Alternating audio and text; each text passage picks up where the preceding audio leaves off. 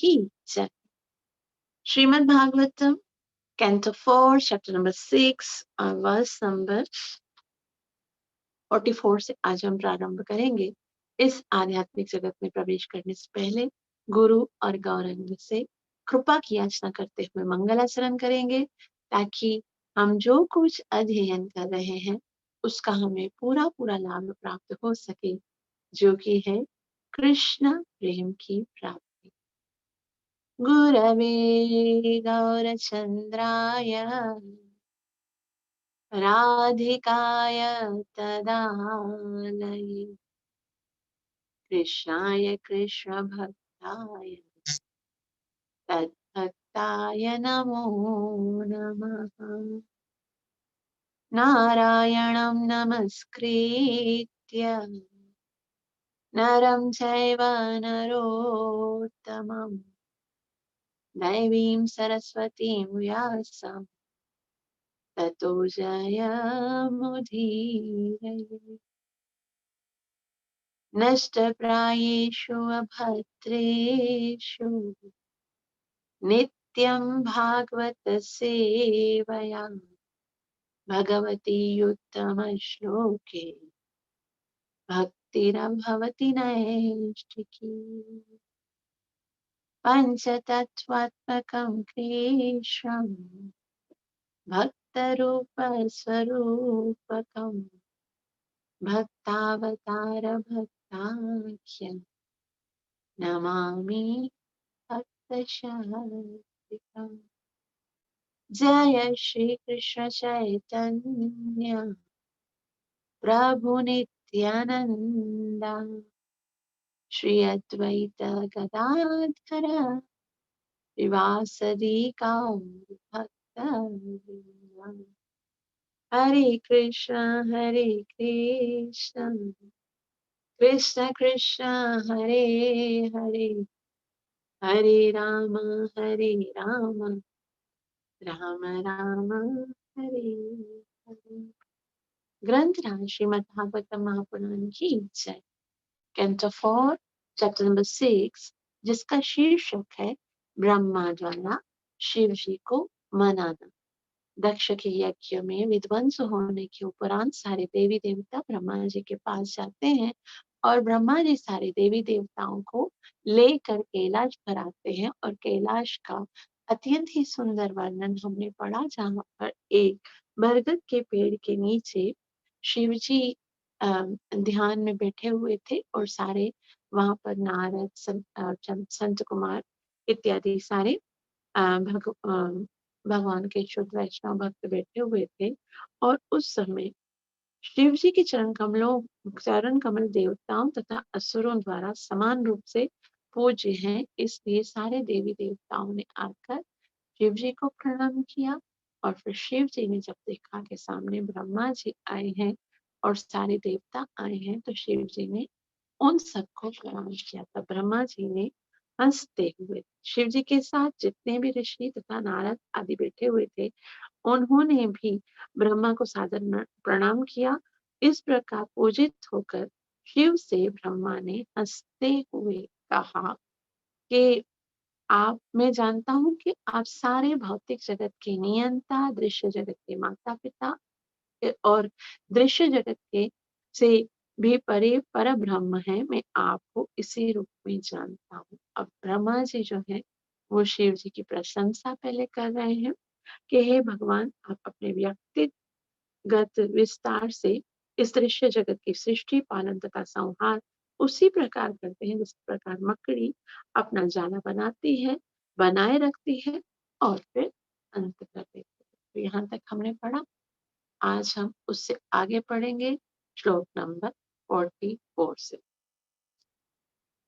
त्वमेव धर्मार्थदुगाभिपत्तये दक्षेण सूत्रेण ससज्जिता त्वरम् त्वयैव लोके वसिताश्च सेतवो यान् ब्रह्मणा श्रद्धते धृतव्रतः।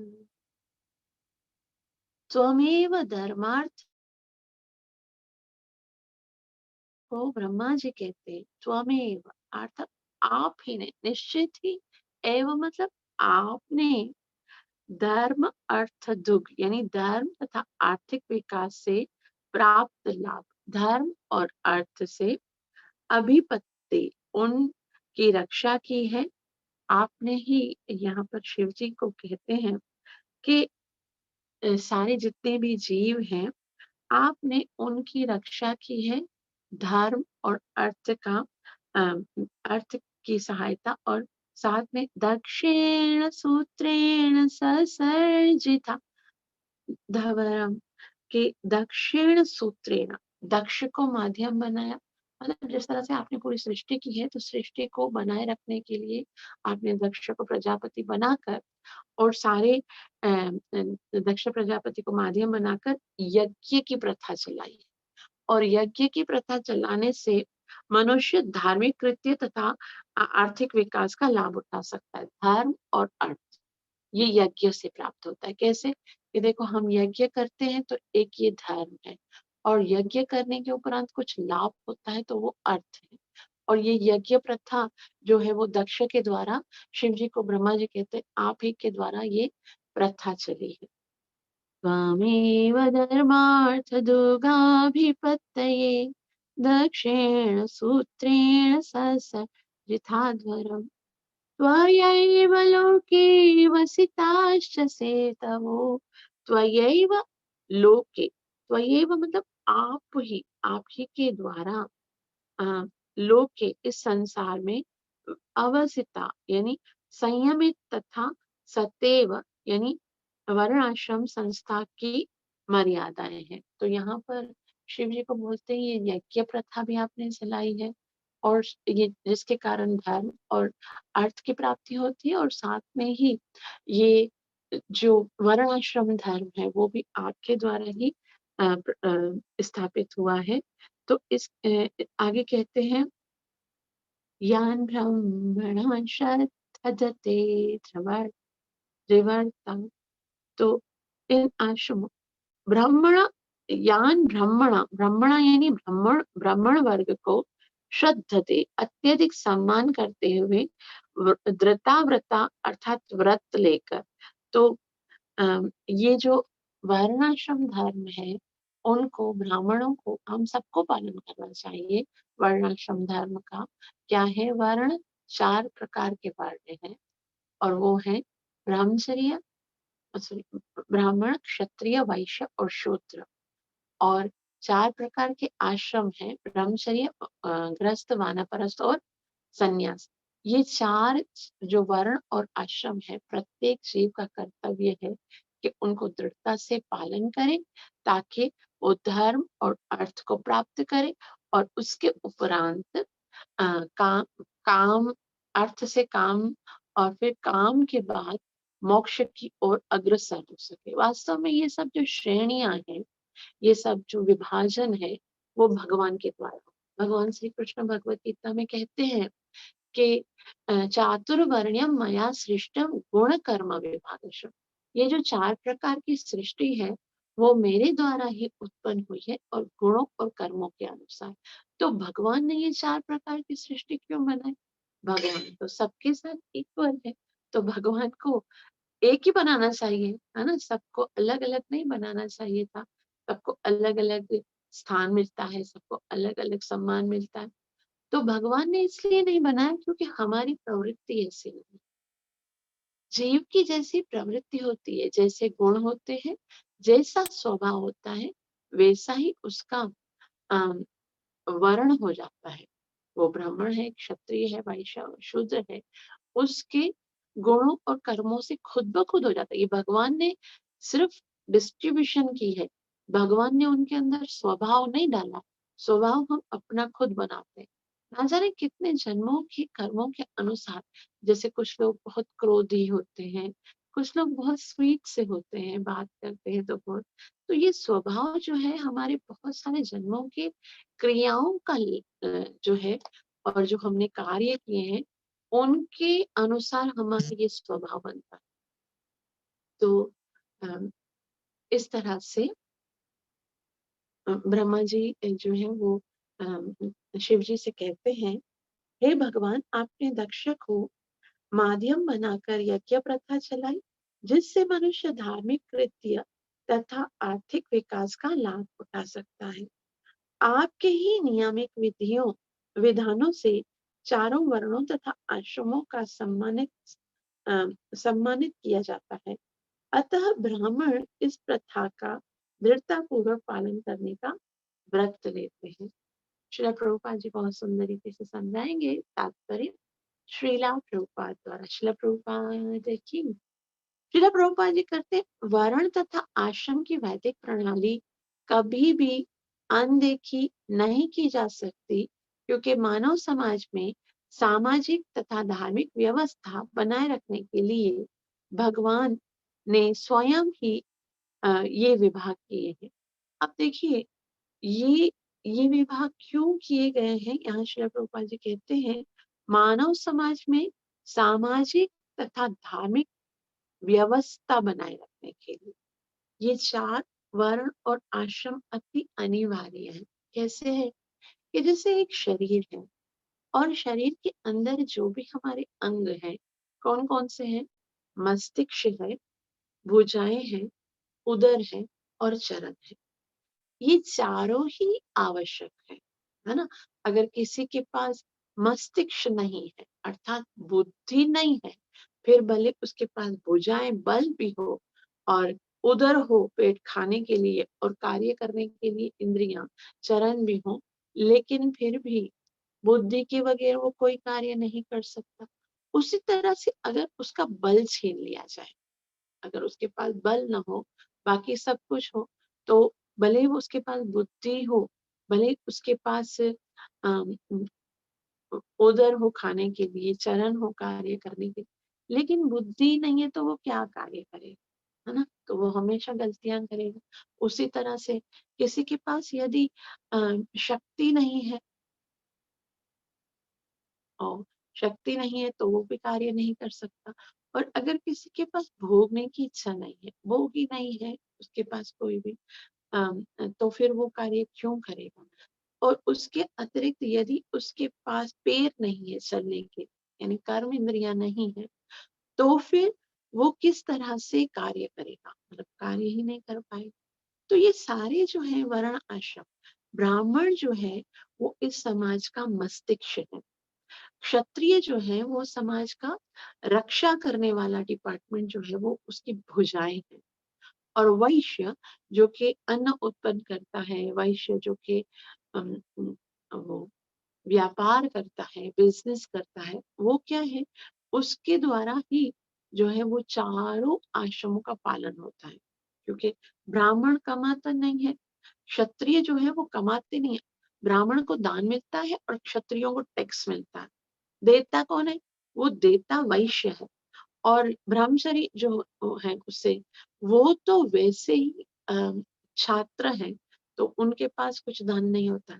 सिर्फ धन कमाने का जो कार्य है, आर्थिक लाभ जो है, वो केवल वैश्य ही करते हैं। बाकी तीनों आश्रम जो है उनके आधार पर पलते हैं, लेकिन फिर भी ये तीनों आश्रम और वर्ण जो है वो बहुत अनिवार्य है।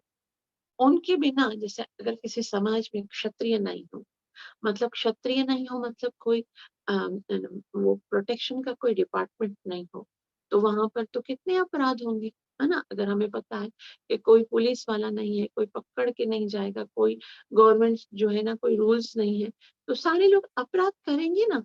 अभी तो डरते हैं, फिर अपराध करना शुरू कर देंगे।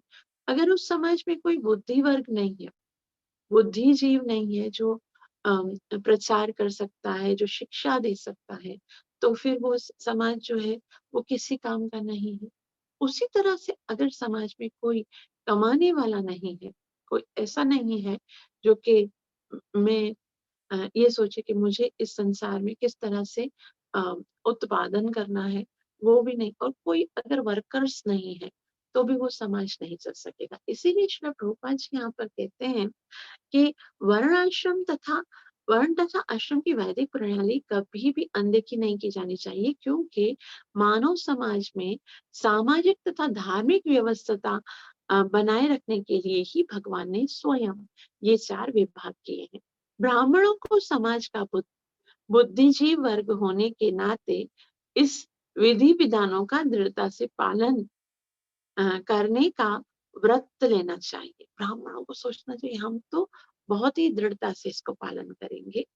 इस कलयुग में वर्गहीन समाज का निर्माण करने तथा वर्ण एवं आश्रम के नियमों का पालन न करने की प्रवृत्ति एक संभव स्वप्न का प्राकट्य है। कृष्ण प्रभुपाद जी बोलते अभी देखो बताते हैं ना, आज तो प्रचार भी होता है कि भाई हमारे धर्म में कितना भेदभाव है, वो उनको शूद्र कहा जाता है और उनको ब्राह्मण कहा जाता है, उनको ये कहा जाता है। तो शिला प्रभुपाद जी बोलते आज के समाज में क्या हो रहा है, आज के समाज में ये वर्णाश्रम धर्म के नियमों का उल्लंघन हो रहा है और ये एक सपना देखा जा रहा है कि आगे चलकर ये वर्णाश्रम धर्म नहीं होंगे। सामाजिक तथा आध्यात्मिक व्यवस्था के विनाश से वर्गहीन समाज की कल्पना कभी भी साकार नहीं हो सकती। मनुष्य को सृष्टा की तुष्टि के लिए वर्ण तथा आश्रम के नियमों का कड़ाई से पालन करना चाहिए, क्योंकि श्रीमद् भगवत गीता में कृष्ण के द्वारा कहा गया है कि चातुर्वर्ण्यम वर्ण्यम मया सृष्ट, ये भगवान के द्वारा की गई है। इसी प्रकार के अनुसार कार्य करना चाहिए और ईश्वर को प्रसन्न रखना चाहिए, क्योंकि भगवान ने बनाए हैं ना, तो भगवान की इच्छा है कि वर्णाश्रम धर्म के अनुसार ही कार्य हो। और इसके लिए हमको हमेशा इसके लिए सोचना चाहिए कि कोई भी ऐसा समय नहीं आएगा, मनुष्य को सृष्टा की तुष्टि के लिए वर्ण तथा आश्रम के नियमों का कड़ाई से पालन करना चाहिए, क्योंकि भगवत गीता में भगवान कृष्ण द्वारा कहा गया है कि चारों वर्णों की सृष्टि भगवान के द्वारा हुई है। उन्हें इसी के अनुसार कार्य करना चाहिए और ईश्वर को प्रसन्न रखना चाहिए। इसी प्रकार एक सेकंड में हरे कृष्णा कृष्ण कृष्ण हरे हरे राम हरे राम राम राम हरे हरे कृष्ण हरे कृष्ण।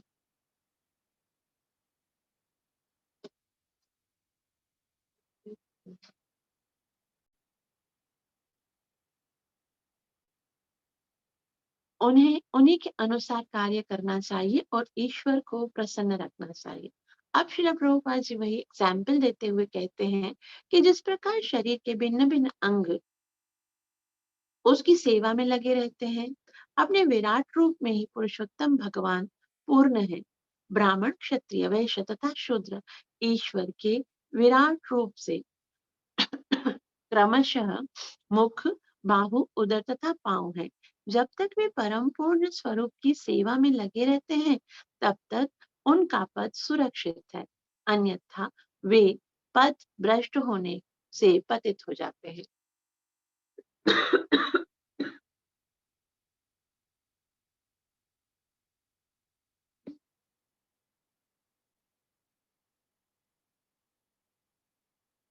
तो जिस तरह से हमारे जो शरीर है उसके सारे अंग हमारे लिए सेवा करते हैं ना, मस्तिष्क जो है वो सोचता है, जो भुजाएं हैं वो कार्य करती हैं, पांव चलते हैं और सेवा करते हैं हमारी, और उदर जो है वो भरण पोषण करता है। उसी तरह से ये सारे जो अंग हैं, ब्राह्मण क्षत्रिय वैश्य और शूद्र, ये विराट पुरुष के अंग हैं शरीर के, और उस विराट पुरुष के शरीर की सेवा करना जो है वो ही इन सारे जो वर्ण है, जो आश्रम है, उनका उनका कार्य है, क्योंकि भगवान ने उनको बनाया ना।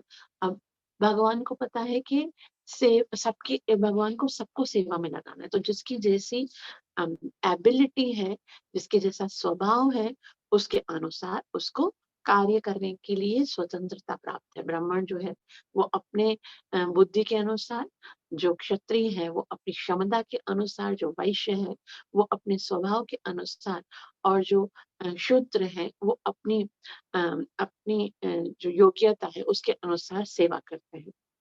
आगे कहते हैं ब्रह्मा जी जो है वो शिव जी से कहते हैं, त्वं कर्म त्वं कर्मणां मङ्गलमङ्गलानां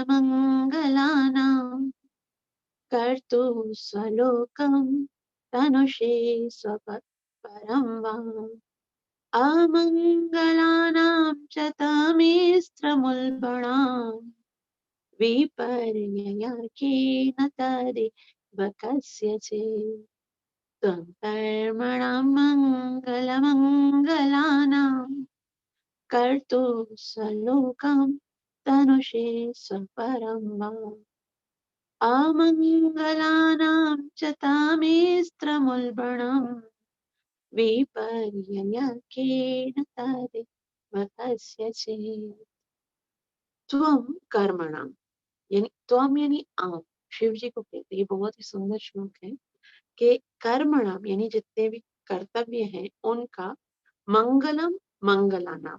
हे मंगला मतलब हे परम शुभ, मंगला नाम अर्थात शुभ करने वाला।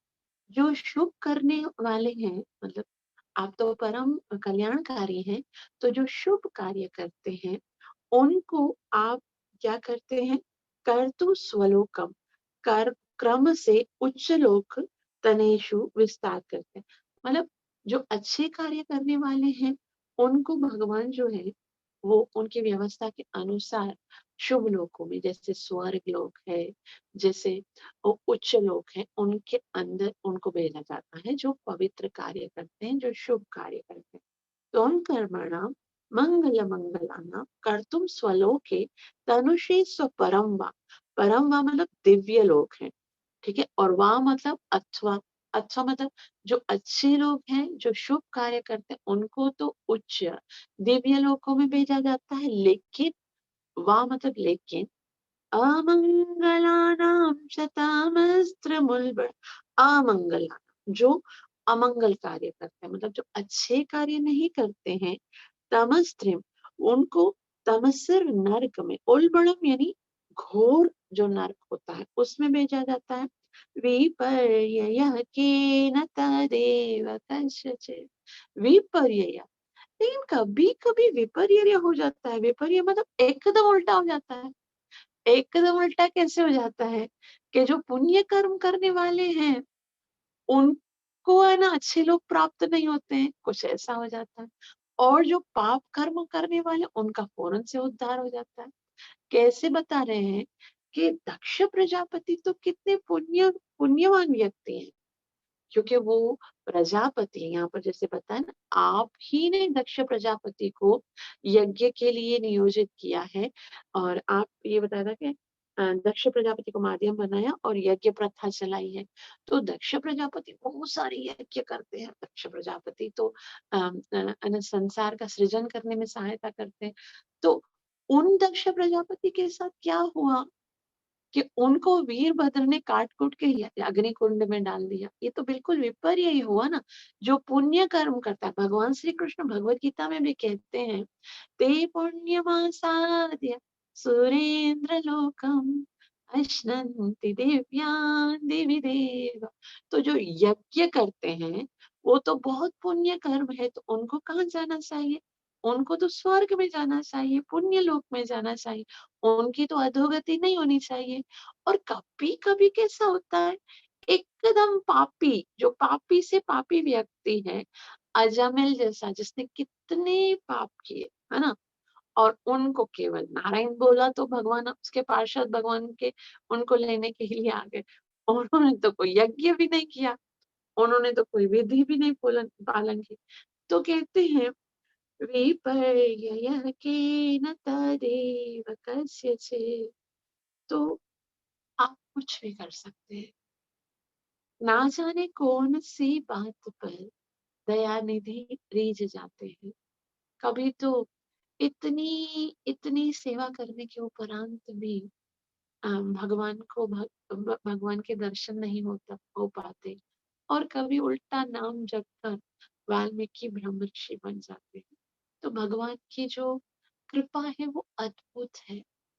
हमको कब किस तरह से कृपा प्राप्त होगी वो हम उसका अनुमान नहीं कर सकते। हम केवल प्रयास कर सकते हैं। भगवान कहते हैं 2.47 में, कर्मण्येवाधिकारस्ते माँ फलेषु कदाचन, तुम करते रहो, कार्य करते रहो। फल के विषय में कभी मत सोचो कि इसकी कार्य के बदले में मुझे ये फल प्राप्त होगा। क्योंकि आपका कर्तव्य केवल अधिकार केवल कर्तव्य पालन करने पर है। हमारा कर्तव्य क्या है कि हम अपने जो भी हमारे रूल्स हैं, कर्तव्य हैं, उनको पालन करते रहें और भगवान की कृपा कब प्राप्त होगी, किस प्रकार से प्राप्त होगी, किस योनि में। राजा इंद्रद्युम्न ने क्या किया? सारा धन धान्य राज्यपाट छोड़कर जंगल में आकर तपस्या करने लगे। उनका लाभ उनको क्या मिलना चाहिए था? भगवत प्राप्ति होनी चाहिए थी और उनको श्राप मिल गया तो वो हाथी बन। और हाथी है, वो क्या अभी हाथी के योनि में उसने क्या पुण्य कर्म किया होगा, तो गजेंद्र स्तुति पढ़ के भगवान के पास हो गए।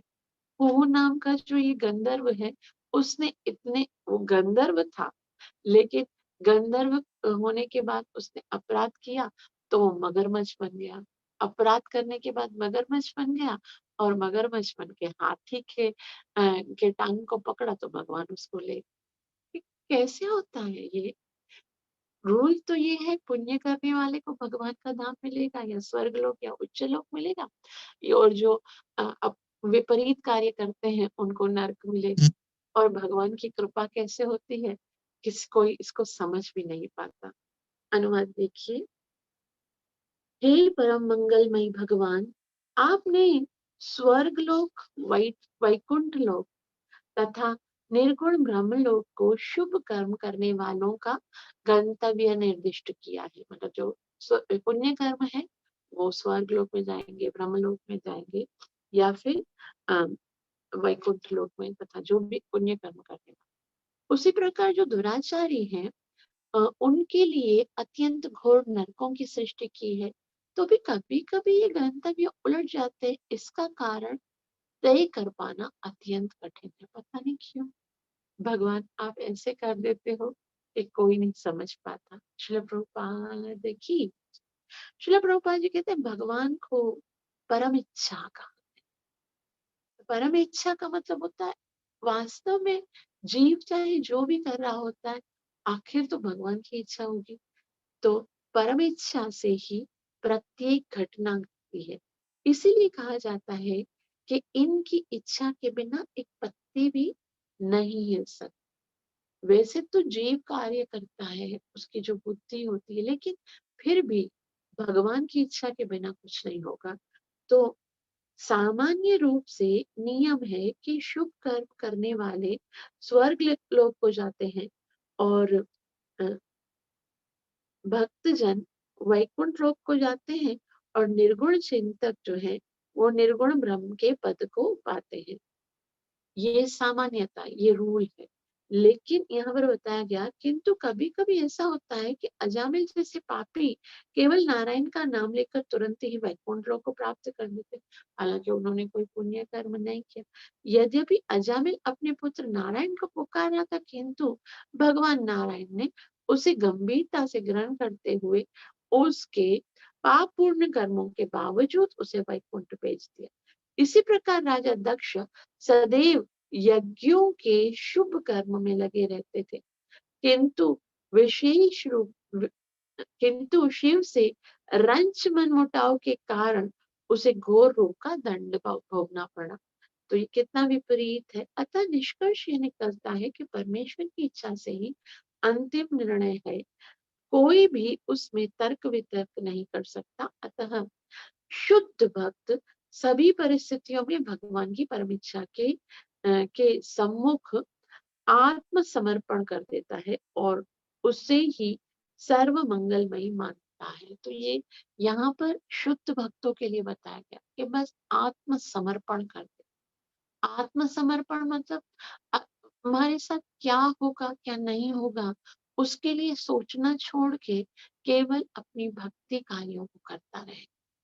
फ्यूचर को नहीं डिजाइन करना है, क्योंकि जो जो कुछ भगवान की इच्छा है वही होगा, और जो भगवान की इच्छा से होगा वही हमारे लिए जो है वो सबसे ज्यादा लाभदायक है। तो श्रील प्रभुपाद जी बोलते हैं कि भगवान की परम इच्छा के सम्मुख आत्मसमर्पण कर देना चाहिए और उसे ही सर्व मंगलमय मानना चाहिए। मतलब इसी के द्वारा जो है सबका मंगल होगा। आगे जो है वो एक बहुत ही सुंदर श्लोक है, 10वें स्कंद का 14वें अध्याय का श्लोक नंबर 8। ब्रह्मा जी भगवान की प्रार्थना करते हुए, ये बहुत ही सुंदर और बहुत ही मार्मिक श्लोक है, जिसमें ब्रह्मा जी कहते हैं, तत्तेनुकंपा सुसमीक्षमाणो भुञ्जानैवात्मकृतं विपाकम् ऋत्वाग्वपुर्भिर्विदधन् नमस्ते जीवेतयो यो मुक्तिपदे सदाय भाग। तो यहाँ पर कहते हैं तत्तेनुकंपा सुसमीक्षमाण, मतलब जो कुछ भी हो रहा है वो आपकी अनुकंपा है। इस श्लोक में सारांश यह है कि जब किसी भक्त पर कोई भी विपदा आती है तो वह उसे परमेश्वर का आशीर्वाद मानकर स्वीकार कर, जो कुछ भी आता है जीव के भक्त के जीवन में, भक्त ये नहीं सोचता कि भाई मैं तो भगत हूँ तो मुझे ना सुख मिलना चाहिए, मुझे तो भगवान की कृपा मिलनी चाहिए, मुझे तो ये सब मिलना चाहिए, मेरे साथ सब लोग बुरा क्यों करते हैं, मेरे से सब लोग ईर्ष्या क्यों करते हैं, मेरे जीवन में कठिनाई क्यों आती है। तो भक्त जो है ना वो ये सब नहीं सोचता। भक्त क्या सोचता है? भक्त ये सोचता है कि जो कुछ भी परिस्थिति है वो मेरे कृष्ण की कृपा से है, और अगर मेरे कृष्ण की कृपा से मुझे कुछ प्राप्त हुआ है तो फिर वो गलत कैसे हो सकता है ना? वो तो भगवान की कृपा से मिला है, तो वो गलत नहीं है, बस मुझे समझ में नहीं आ रहा है। तो कहते हैं कि कोई भी विपत्ति आती है तो वह उसे परमेश्वर का आशीर्वाद मानकर स्वीकार करता है और अपने विगत दुष्कर्मों का उत्तरदायित्व अपने ऊपर लेता है। और विपत्ति के टाइम पर भक्त जो है वो भगवान को दोष नहीं देते हैं, बल्कि क्या कहते हैं कि मैंने जो है ये अपराध किया है और इस अपराध के कारण जो है मुझे ये दंड मिलता है। इसमें भगवान को वो दोष आरोपण नहीं करते हैं। और आगे कहते हैं ऐसी स्थिति में वह अधिक भक्ति करता है और विचलित नहीं होता है। जो व्यक्ति भक्ति में लगातार लगा रहकर ऐसी मानसिक स्थिति में रहता है वही वैकुंठ का भागी बनता है। दूसरे शब्दों में ऐसे भक्त को प्रत्येक दशा में वैकुंठ की प्राप्ति हो जाती है। तो ऐसे जो भक्त होते हैं वो सदैव भगवान की सुरक्षा में रहते हैं। कैसे? जो पूर्ण रूप से पूर्ण रूप से समर्पित है, उनके जीवन में कुछ भी होता है तो भगवान पर डिपेंडेड है और भगवान से ही कृपा की याचना करते हैं। ऐसी स्थिति में और भी अधिक भक्ति करते हैं। अगर उनके जीवन में कोई दुख होता है तो विचलित नहीं होते हैं, बल्कि और भी अधिक अच्छे से वो भक्ति करते हैं और इस तरह से वो वैकुंठ लोक के लाभ लाभ के जो है अधिकारी बन जाते। तो हमको ये नहीं सोचना चाहिए कि भाई दक्ष प्रजापति के साथ ऐसा हुआ या हिरण्यकशिपु के पास ऐसा हुआ या फिर ये जो अजामिल है उनके साथ भगवान ने जो बेटर समझा, उनके कर्मों के अनुसार जो सही था वो भगवान ने किया और हमको अपने कर्तव्य करने हैं। यदि हम अपने सारे कर्तव्य अच्छे से करते हैं तो उसका लाभ क्या मिलेगा? उसका लाभ भगवत प्राप्ति होगी। और वो कौन से कर्तव्य हैं जो हमको करने हैं? जो कि हमारे गुरु महाराज ने हमें ड्यूटीज दी है। मंगल आरती करनी है, उसको मिस नहीं करना। मंगल आरती रोजाना करनी चाहिए और उसके बाद अपनी माला जरूरी करनी चाहिए। सबसे ये हमारा सबसे जो फर्स्ट हमारा कर्तव्य है वो अपनी चैंटिंग पूरी करना। और उसके बाद जो है वो भागवत और भगवत गीता को पढ़ना चाहिए और उसके साथ साथ में 4 नियम का पालन करना चाहिए और इस तरह से भगवान की कृपा प्राप्त होती है। तो जो जो हमारे कार्य हैं हमको वही करने हैं और उन्हीं के द्वारा सिद्धि प्राप्त होगी, क्योंकि गुरु महाराज जो हमें नियम देते हैं, जो शास्त्रों के अनुसार नियम है उसी के अनुसार मिलने वाले। तो यहाँ पर ब्रह्मा जी बोलते कभी कभी विपरीत हो जाता है, लेकिन हमको उससे चिंतित होने की आवश्यकता नहीं है। भगवान जो करते हैं उसी में भक्त का लाभ होता है। तो यहाँ पर दक्ष प्रजापति के यज्ञ का विध्वंस होकर भी उसका लाभ ही होगा, हम आगे देखेंगे। आप सबका बहुत-बहुत आभार जो इतना प्रेम से श्रवण किया। कृपया मुझे आशीर्वाद अवश्य दीजिए, मेरे लिए प्रार्थना अवश्य कीजिए कि मैं अपनी सेवा और साधना को अच्छे से कर सकूँ। ग्रंथराज श्रीमद् भागवतम महापुराण की जय हो। कलियुग आधार है कृष्ण महामंत्र की जय। जय हो। नित्य लीला प्रवेश अभय शरणारविंद भक्ति वेदांत स्वामी श्री प्रभुपाद की जय हो।